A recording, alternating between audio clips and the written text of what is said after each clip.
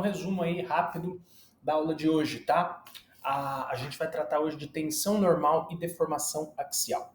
Tensão normal não é à toa o nome, tá? Ele vem da força normal, que a gente já viu ali em esforços solicitantes. A gente tinha 3 diagramas de esforços solicitantes, que a gente viu na P1, né? Normal, cortante, momento fletor. Na P3, a gente vai calcular as tensões geradas tanto pela força cortante quanto no momento fletor. Então eu vou usar hoje uma área chamada ensaio de tração para ilustrar a tensão normal. Embora vocês vão ver que a aula tem uma pegada bem científica, bem coisa de laboratório, né? Essa tensão e os mesmos princípios são aplicados numa viga que tem uma força normal, na direção que a gente viu lá dos esforços solicitantes. Então a gente vai ver como é que essa força normal gera uma tensão normal, tá? E a deformação axial, ou seja, a deformação no mesmo eixo que está aplicada essa força normal. Basicamente, o que a gente vai fazer é pegar a nossa barra, né? A força normal estava nesse sentido aqui, né? Ó, no sentido perpendicular ao corte, perpendicular a essa área aqui, e a gente vai, através de uma força normal, esticar, ou seja, aumentar o tamanho dessa barra, tá? No mesmo eixo da força, na mesma direção da força ocorre a deformação, por isso deformação axial. E a tensão normal, porque ela é normal ao plano, ela é causada por essa força que é normal ao plano de corte. Aqui a gente vai inverter um pouco o sentido, tá vendo? Esse é o equipamento que faz o ensaio de tração em laboratório e é isso que nós vamos estudar. Por quê? Porque os mesmos princípios aplicados aqui podem ser aplicados numa situação mais prática, tá? Deixa eu ir um pouquinho mais rápido aqui.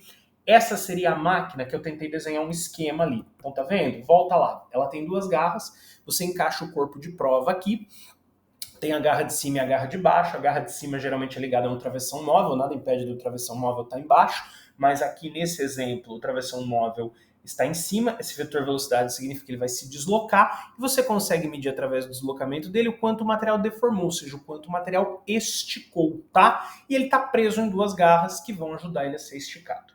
Aqui em cima também tem acoplado uma célula de carga, que mede a força que foi necessária para esticar o material. E com isso é gerado um gráfico, força versus tanto que estica. Então imagina que para esticar 0,01 milímetro foi necessária uma força de 20 newtons. Para esticar 0,02 milímetros foi necessária uma força de 40 newtons. Isso gerou 2 pontos. O gráfico vai ser gerado por uma sequência de pontos que vai estar me registrando a força que foi necessária para causar um certo esticamento. Licença poética aí para usar o português errado em nome da didática, tá?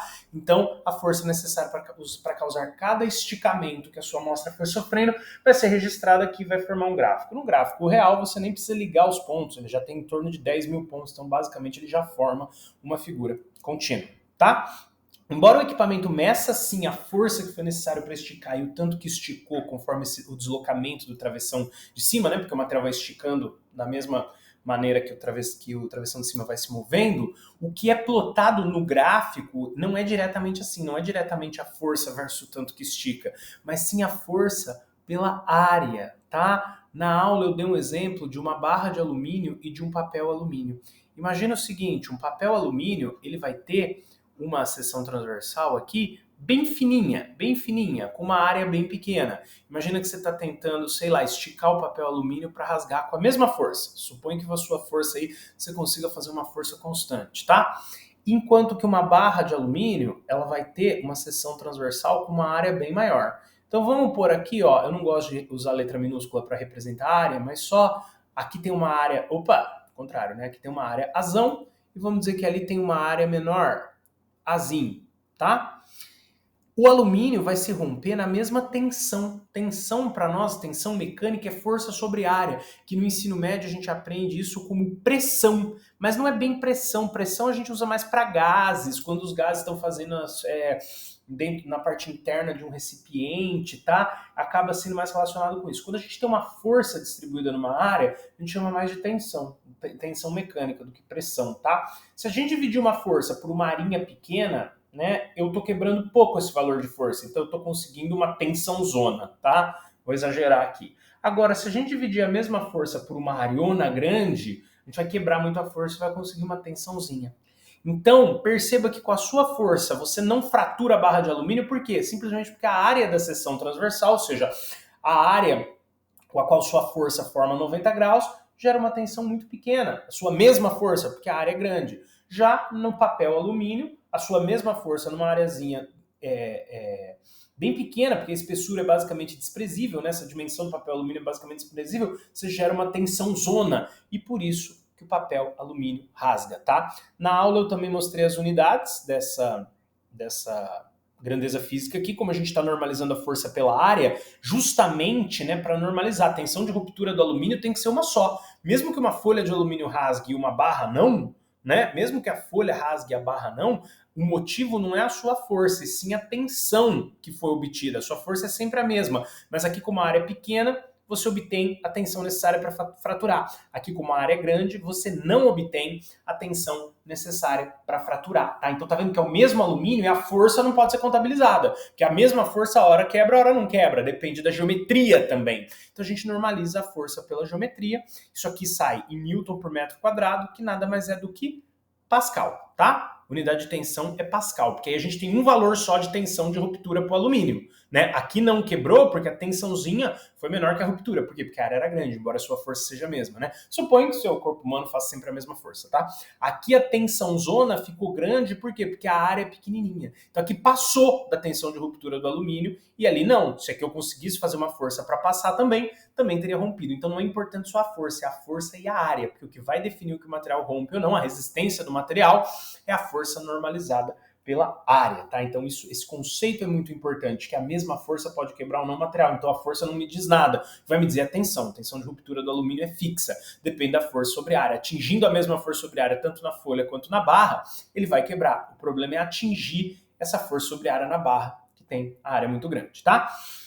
Da mesma maneira que a gente divide a força pela área inicial, como assim a área inicial? A gente vai ter uma amostra, um corpo de prova ali. Imagina que o corpo de prova é cilíndrico, tá? Você tem um corpo de prova cilíndrico colocado ali na máquina. Se você olhar ele de cima, você vai ver o que aqui? Um círculo, tá? Então é sempre a área desse círculo. A gente vai ver que conforme o material for esticando, ele vai ficando mais fino no meio, mas a gente não vai considerar esse afinamento que ocorre. A gente vai usar por isso que tem um zerinho aqui, sempre a área medida inicialmente, tá? A amostra que eu tô falando é isso aqui, ó. Se você pegar para metais, ela tem um formato cilíndrico aqui no meio e é essa área da seção transversal que você vai usar sempre, antes dela deformar, a área que tinha antes dela deformar. Rabisquei muito aqui, né? Não quero deixar isso rabiscado, não. Durante a explicação valeu, mas agora não. O importante é só lembrar que a tensão vai ser dada na unidade Newton por metro quadrado, né? Força sobre área, que é Pascal.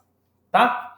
Aqui, deformação é a porcentagem de deformação. Eu gosto de dar esse exemplo porque ele dá conta redonda. Imagina que um corpo de prova tinha 20 centímetros e eu deformei ele para 22 centímetros, tá? Aqui tá fácil fazer a conta de cabeça, tá? Eu consigo calcular a deformação, foi 2 centímetros. Mas também é comum a gente dividir a deformação pelo comprimento inicial, que no caso aqui é 20. Como é centímetro por centímetro a unidade, corta com a unidade, 22 dividido por 20 dá 0,1, tá? Na aula eu me aprofundei um pouco mais, mas aqui eu vou ganhar um pouquinho mais de tempo. Isso aqui é a porcentagem, tá? De deformação. Não é que é como se fosse, é a porcentagem, a parte pelo todo. É o tanto que o comprimento variou, 2 centímetros, de 20 para 22, pelo inicial, tá? Que vai me dar aí 10%. Isso aqui não é como se fosse 10%, isso é 10%, tá? Só que tá escrito de 0 a 1 e não de 0 a 100, então você não usa aquele símbolo de porcentagem. Se tivesse dado 0,2 seria 20%, 0,25, 25%. Nisso eu não vou entrar aqui não, tá? Para o vídeo não ficar muito longo. Na aula eu dei aula até de porcentagem. Então a deformação, na verdade, ela é uma porcentagem de deformação, variação de comprimento por comprimento inicial, né? O que a gente chamou só de tanto que estica, na verdade é uma porcentagem do tanto que esticou, e o que a gente chamou de força é a força normalizada pela área, que a partir de agora a gente vai chamar de tensão, tá? Vou mostrar aí uma curva típica para os materiais metálicos. Isso aqui é um corpo de prova como um todo, tá? Essa parte que eu desenhei em azul é o que a gente chama de comprimento útil do corpo de prova. E aí estão as etapas, tá? Cuidado! Percebam que eu só desenhei o meinho dele aqui, tá? Então não vai achar, esse que tá aqui é parecido com aquele do começo do vídeo. Não, não, tá? O corpo de prova, ele tem essas partes mais grossas para encaixar na garra. Tá? Ele dificilmente vai fraturar aqui nas partes mais grossas, pelo que a gente acabou de falar. A maior área precisaria de mais força para atingir a tensão de ruptura, tá? Então a gente faz o comprimento útil mais fino para garantir que ele frature aqui, tá? E o que eu estou desenhando é só o meinho aqui, amarelinho, do comprimento útil. Então observem que no começo do ensaio eu aumento a força, quase não tem deformação. Eu aumento a força e quase não tem deformação. Eu dei um Ctrl+C, Ctrl+V aqui. Tentei fazer isso no quadro, mas não dá, né? A nossa mão trai a gente um pouco, não fica exatamente igual. Aqui tá exatamente igual. O que eu quero mostrar com isso? Que esticou tão pouco que é imperceptível. O que aumentou muito foi a força, tá? Aí a gente tem esse pedaço que é todo tremido aqui, que eu não vou comentar o que é agora, né? Então temos uma parte reta, pedaço tremido, e depois vai para uma parte curva. Na parte curva é o contrário, quase não aumenta a força, porque veja, no começo aumenta a força e não estica, aumenta a força e não estica, basicamente. Aumenta a força e não estica. Depois quase não vai aumentar a força, vai esticar muito, ó. Ir para a direita é esticar, subir é aumentar a força. Então veja como aqui já esticou. Não esquece que eu estou desenhando só o meinho, tá? Estou desenhando só o meio que ficou mais fino. Quando eu passo essa parte máxima, além de ficar mais fino, ele empescoça. Então ele vai afinando, afinando, afinando de uma maneira proporcional. Depois ele começa a afinar mais rápido e fica mais fino no meio, que seria essa parte. E finalmente ele quebra, tá? Acho que esse desenho vai mostrando bem o que acontece com o material em cada ponto desse gráfico. Tá? Aqui a gente já mostrou uma foto e não um desenho da máquina. Eu acabo desenhando só esse pedacinho aqui, né? Tanto no quadro quanto aqui, para que o pessoal possa ter. Vamos ver se a gente consegue rodar esse vídeo? Tá no YouTube, tá referenciado, portanto, vê aí a coisa acontecendo. Sejam bem-vindos à Isso é Solda. Ele vai falar aqui. Então é isso, tá vendo? Ele vai esticando e aqui já tá na parte do empescoçamento, já passou do máximo até que quebra. Vamos voltar ali, ó. Veja, ele já começa aqui, infelizmente esse vídeo ele já começa na parte que tá ficando curvo, né? Aí vai empescoçando, vai indo até que quebra, né? Quebrou, o ensaio é interrompido, tá? Eu acho que... Olha lá. Esse vídeo é muito bom, assistam lá, tá? Que ele vai mostrar a coisa acontecendo na prática, tá bom? Ele vai mostrar a coisa acontecendo na prática. Deixa eu ver se ainda tá gravando. Aparentemente tá, né? Beleza.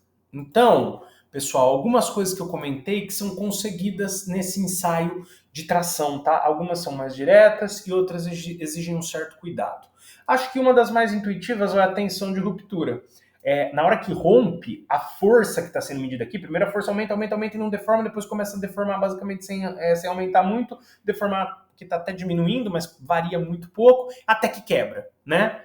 Quando quebra, na verdade, o que acontece é uma queda abrupta da força, porque ela zera, né? Você está tentando esticar o material, ele está impondo uma resistência, quando finalmente você quebra, essa resistência não existe mais, então a força zeraria. Mas a gente não põe ela caindo aqui abruptamente, a gente põe um X no último ponto considerável e diz que o ensaio acabou, que quebrou aqui, tá? Então no X, cuidado que o X não faz parte, o X é só para marcar o último ponto para falar que quebrou, é o que a gente chama de tensão de ruptura. O ponto mais alto aqui, tangente, né? Vocês fazem cálculo, então acho que eu não preciso aprofundar no que é uma tangente, eu até fiz um desenho similar a esse aqui na aula, né? Mas enfim, que a reta que toca em um único ponto, o ponto mais alto é o que a gente chama de LRT. Já vou falar o que significam essas siglas aí. E o ponto onde acaba a parte reta e começa a parte curva, que nós já vamos aprofundar um pouquinho mais para isso, chama ponto P, que ele é um par tensão, deformação, no plano cartesiano aí. E aí nós temos os três aí. LRT é o limite de resistência à tração, então resistência é o ponto mais alto, tá? Que não necessariamente é onde rompe. Ruptura, a tensão sobre a qual o material estava submetido quando rompeu. E o limite de proporcionalidade é o fim da parte reta, que acaba sendo meio no olhômetro, tá? Não tem jeito. Bom, finalmente vamos para o escoamento. Vamos dar uma olhada aí na tensão de escoamento. Vão ter gráficos que vão ter o patamar de escoamento, isso é, esse pedacinho aqui. O primeiro que eu mostrei era assim, essa parte que eu falei que é estranhinha, tá? E aí você tem um limite superior e um limite inferior. O limite inferior é quase uma constante, que dá essa tremidinha, mas oscila ao longo de um mesmo valor de tensão. E o limite superior. A literatura especializada manda fazer a média das duas, mas eu acho que um fator até de segurança é você pegar e pegar esse menor. Eu prefiro pegar esse menor do dentinho, tá? Então, quando tem o patamar de escoamento, nós temos um limite superior, um limite superior. Já vamos explicar o que é o escoamento, mas primeiro vamos entender como obtém. A gente obtém 4 pontos principais do ensaio de tração. LRT, ponto mais alto, P, limite de proporcionalidade, onde acaba a parte reta, tensão de ruptura, onde quebrou, tá? O quarto ponto super importante é o escoamento. Se tiver patamar, eu pego o patamar direto, tá? Nem pego esse pedaço mais alto. O patamar é essa parte que fica meio constante aqui.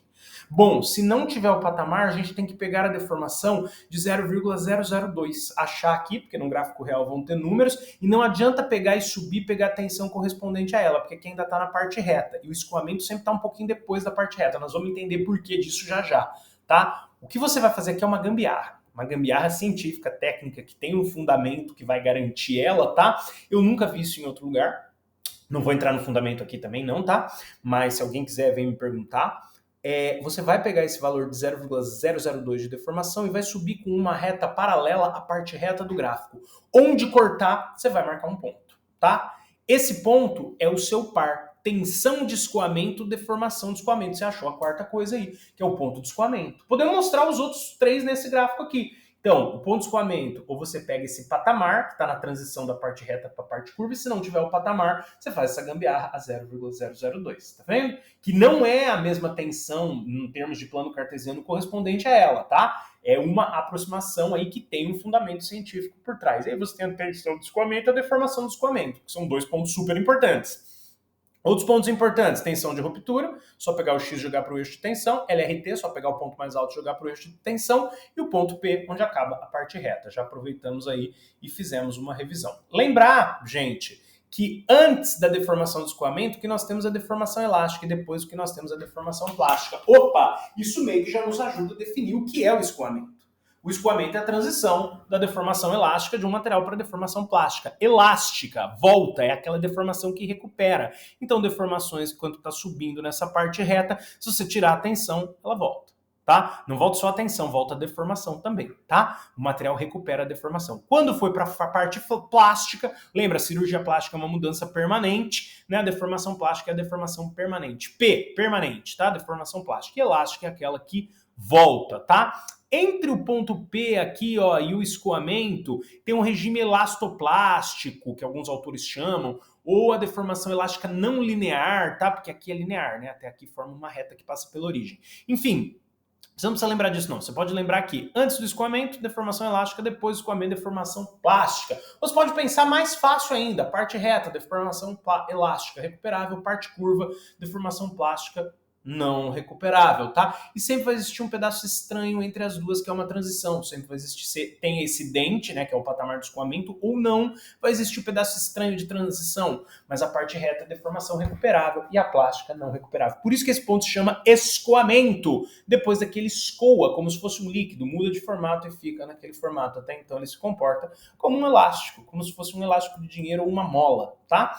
Então, já explicamos o que é o escoamento, quais são as quatro principais propriedades que a gente tem no ensaio de tração, né? A gente calcula a tensão normal no ensaio de tração, essa parte mais tem a ver com resistência dos materiais, a gente pode medir a deformação correspondente a ela através desse gráfico e a gente obtém quatro propriedades importantes, porque a primeira vez que eu tive essa aula eu pensei que coisa idiota, você vai pôr um material na máquina para quebrar? Sim, mas o importante não é quebrar, e sim o tipo de informação que ele nos dá, tá? Eu tenho uma apostila escrita sobre isso, eu vou até mandar o PDF para vocês também, e aqui eu tenho todos os pontos marcados num único desenho, acho que um pouco mais poluidão, por isso que eu quebrei em dois, tá? Lá na aula, no quadro, então aqui ficam esses três que são mais simples, e aqui fica o escoamento, que tem um pouquinho mais de questões aí. Se alguém quiser um resumo em um único desenho, tá aí, tá bom? Então já vimos o que é tensão e deformação, né? Como que a gente calcula a tensão normal vinda de uma força normal, né? E vimos aí o que é deformação elástica, deformação plástica e os quatro pontos principais que a gente obtém no ensaio de tração. Outra coisa que eu falei na aula foi a parte apenas da deformação elástica, ou seja, da parte reta do gráfico. Pode ver que aqui está sem destaque, porque o que não é que não tem, é que o que me interessa está aqui. Na deformação elástica a gente pode desenvolver aí a lei de Hooke, tá? Já botei até os nomes das letras gregas aí que representam tensão e deformação, que eu não tinha falado nesse vídeo. Eu vou dar uma ampliada nesse pedaço do gráfico, que lá no quadro eu acabei não fazendo isso, tá? E aí eu vou ter um ângulo aqui entre o gráfico e o eixo X que eu vou chamar de θ. E vou pegar pares tensão deformação em dois pontos aí, ó. Sigma 2 com ε2, sigma 1 com ε1. Vocês vão ver o que eu vou fazer com isso, tá? Eu vou selecionar dois triângulos aí. Eu já tá meio rabiscado meu, mas não tem problema. Um triangulinho que eu pontilhei aqui, que tem o ângulo θ. E tem esse cateto ε1, que vai de 0 até ε1, e esse outro cateto de 0 até sigma 1, eu devo estar falando θ no lugar do sigma, hein? Às vezes eu faço isso quando eu estou dando essa aula. Θ é o ângulo, tá? Aqui é sigma e epsilon. Se eu falei errado, foi mal, tá? Então você tem um triangulinho aqui com várias bolinhas, que a gente vai refazer ele ali. E sim, os catetos são epsilon e sigma 1, tá? Olha só, porque aqui está indo de 0 a sigma 1, e por plano cartesiano, esse lado paralelo tem a mesma medida desse. Aqui está indo de 0 a ε1. Mesmo raciocínio aplicado para o triângulo grande, que eu fiz risquinhos, ó. ε2 aqui e sigma 2 aqui, portanto sigma 2 aqui no azul também, tá? Se eu calcular a tangente desse ângulo θ, seja no triângulo pequeno, que aqui um está dentro do outro, né? Que eu fiz eles separados. A tangente do ângulo θ vai ser dado por cateto oposto sobre cateto adjacente, em qualquer um dos dois triângulos. O que a gente vê que existe, se eu pegar um aqui no meio, por exemplo, até aqui embaixo, sei lá, um sigma qualquer para um epsilon qualquer, desde que na parte reta, a razão sigma por epsilon vai ser sempre a tangente desse ângulo, tá? Isso aí nem precisava deduzir por trigonometria, dá para deduzir por função. Aqui é uma reta que passa pela origem, tem equação y igual a x, tá? E a gente vai chegar justamente nisso, a gente vai chamar essa tangente desse ângulo de esão ou módulo de Young, que é o módulo de elasticidade, ou o módulo de rigidez elástica dos materiais. Se a gente passar o epsilon aqui multiplicando, vai dar esão vezes epsilon igual sigma, ou seja, y igual a x. Linear, equação de função linear, y igual a x, né? Equação de reta que representaria uma função linear, ou seja, é a função afim só que o b igual a zero, y igual a x. Existe uma proporcionalidade entre essa letra tensão e essa letra deformação. A proporcionalidade é o módulo de Young, por isso que o ponto P chama limite de proporcionalidade, porque ele é o fim do quê? Da parte reta. Tá? E é só até a parte reta que vale a lei de Hooke, porque é só a parte reta que é uma função linear. Y igual a, que é o esão, x, tá? Que foi o que a gente deduziu ali por trigonometria, mas daria para ter deduzido por geometria analítica ou função também, tá? Isso aqui chama lei de Hooke, que tem a ver com a lei de Hooke que a gente aprende no ensino médio, ó. Se eu aplico uma força elástica numa mola, que por equilíbrio estático é a mesma força que a mola me responde, aproximadamente, aí numa situação que é lenta essa deformação, tá? A deformação da mola tem uma proporção com essa força. A força elástica é igual à rigidez da mola vezes a deformação. É isso que a gente está falando aqui, ó. A tensão ou a força aplicada no material é igual à rigidez do material vezes a deformação. Por isso que tem o mesmo nome, tá? Lei de Hooke da física, e essa seria a lei de Hooke da engenharia. Até brinquei na aula, né, que eu conversei com um colega físico, ele falou assim, se aqui são outras unidades, e são, que está dividido pela área, né, a tensão e a deformação aqui é adimensional, não é Hooke. Mas para engenharia isso aqui é a lei de Hooke, tá? Para física é um pouco mais restrito, é só essa aqui mesmo, eles são um pouco mais formais que a gente nesse sentido, tá? Bom, aqui eu fiz um resumão aí, né, no dia que eu dei essa aula. Eu acho que não vale a pena repetir aqui, porque eu não quero que o vídeo fique longo, mas é aquilo que eu falei, se você gravar que reto é elástico, que curva é plástico, que tem uma coisa estranha aqui entre um e outro, que é uma transição, já tá ótimo. Revisei aqui como que se obtém aqueles pontos, alguns são mais fáceis, né, o LRT, a ruptura, o ponto P, e lembrar que todos eles têm uma deformação correspondente, fim da parte reta, ponto mais alto, ponto de ruptura, todos têm uma deformação correspondente aí também. Tá bom? E aqui um resumão geral, tá? Um resumão geral aí da aula. Mas peraí. Não, antes de falar do resumo, né? Que eu passei. Não, ficou mais curto do que eu esperava o vídeo, que bom. Antes de eu falar do resumão, vamos falar de tenacidade e ductilidade, porque eu não expliquei esses conceitos em aula, tá? Então vamos voltar aqui, não liguem para os rabiscos, tentem olhar só para o lado esquerdo aqui. Ductilidade, tá? Vamos ler o conceito. A ductilidade é a capacidade do material de se deformar plasticamente até a fratura. A deformação plástica é a parte curva, então tem que ser longa a parte curva. Quanto mais longo na horizontal, mais o material se deformou, tá? Então pode ser medida pela deformação na ruptura ou a elongação máxima. Aí os mesmos dois exemplos que eu dei na aula, material frágil e material dúctil. Olhem só para o lado esquerdo, tá, gente? Frágil, pouca ou nenhuma deformação plástica, basicamente só tem a parte reta. Dúctil, bastante deformação plástica, então a gente pode dizer que a deformação de ruptura 2 é bem maior que a deformação de ruptura 1 aqui, tá? Põe até um ponto de interrogação, será que aqui é deformação plástica, mesmo que tenha saído um pouquinho da reta, será que não é, né? Mas aqui é certeza que é isso, muito disso é pela cara do gráfico mesmo, tá? Então a deformação na ruptura, o tanto que deformou quanto rompeu, ou seja, o quanto a curva é longa na horizontal, vai me dizer o quanto o material é dúctil, tá? Como aqui R2, epsilon R2 é bem maior que epsilon R1, eu classifico esse material como dúctil e esse como frágil, tá? Tenacidade, só que eu só comentei na aula, hein? Eu não escrevi, então aqui tá escrito. É a capacidade do material de absorver energia até a fratura, então aqui é quanto ele deforma, aqui é quanta energia ele obtém, numericamente igual à área sobre o gráfico de tensão e deformação. Então a tenacidade não dá para você medir só com deformação, isso é ductilidade, nem só com tensão, isso é LRT, que a gente viu lá atrás, quão alto é o ponto mais alto. Aqui você tem que cruzar os dois dados. Como você cruza os dois dados? multiplicando eles, tá? Olha só, material 1, eu fecho o gráfico e destaco a área, areazinha 1. Material 2, eu fecho o gráfico e destaco a área zona 2. Como a área 2 é bem maior, o material 2 é bem mais tenaz que o material 1. O que isso significa fisicamente? Ter a área maior, que absorveu bem mais energia para fraturar. A energia absorvida não pode ser medida só pela deformação de ruptura, como a ductilidade, ou só pela tensão, igual o LRT, que seria a resistência do material. A tenacidade é medida pela energia, e a energia só vai ser obtida multiplicando tensão e deformação, ou seja, em termos práticos, obtendo a área aqui abaixo do gráfico, tá? Aqui seria um cálculo simples, aqui o cálculo não seria tão simples, mas não vou entrar nisso agora não, tá? A gente só vai usar esse critério visual aí, tá? Resumo, então, eu acho que já temos aqui, ó, tenacidade é a área, maior a área, mais tenaz, absorveu mais energia para fraturar. O quanto a curva é longa na horizontal, é o quanto o material é dúctil, tá? E aí tem uma foto aqui de um quadro meu. Vejam, a rigidez, como a gente falou, é a tangente lá do ângulo, né? É o sigma dividido pelo epsilon. Então, visualmente, esse cálculo matemático, quanto maior for o sigma dividido pelo epsilon, mais em pé a curva. Então veja, ó, rigidez. Rigidez, vou até fazer aqui do lado, ó, rigidez. Vai ficar meio feia a minha letra, que eu tô com pressa de acabar o vídeo. Não por nada, tá? Para não ficar muito longo. Vocês são da engenharia, então eu vou escrever inclinação. Inclinação quanto mais em pé, maior a inclinação, tá? Inclinação da parte reta. Então a rigidez eu só meço na parte reta. É uma propriedade aí da deformação elástica, tá? Ó, pode ver aqui que eu destaquei aqui, ó, o início, a parte reta, o quanto a parte reta é em pé. Então o vermelho é mais rígido e o verde é menos rígido. Dúctil eu não vou escrever, porque a gente acabou de falar ali. É o quanto a curva é longa na horizontal. Essa curva é mais longa na horizontal, então o verde é mais dúctil, o vermelho é menos dúctil, tá? Resistência eu também não vou escrever, mas a resistência é o ponto mais alto, tá? Olha só. Então, quão alto é o ponto mais alto? O vermelho, embora seja frágil, cuidado, prestem atenção nisso, tá? Ser frágil não quer, nessa área da ciência, não quer dizer ser fraco. Isso aqui é frágil, não teve muita deformação plástica, teve bastante deformação elástica aqui, ó. Talvez o início de uma deformação plástica é frágil, mas é mais resistente. Porque resistência, quão alto é o ponto mais alto, tá? Então resistência é o LRT. Quão alto é o ponto mais alto. Eu fiz esse resumo lá na aula, não sei se o pessoal passou para vocês. Vamos escrever aqui também, vai? Resistência. Que esses dois são mais confusinhos.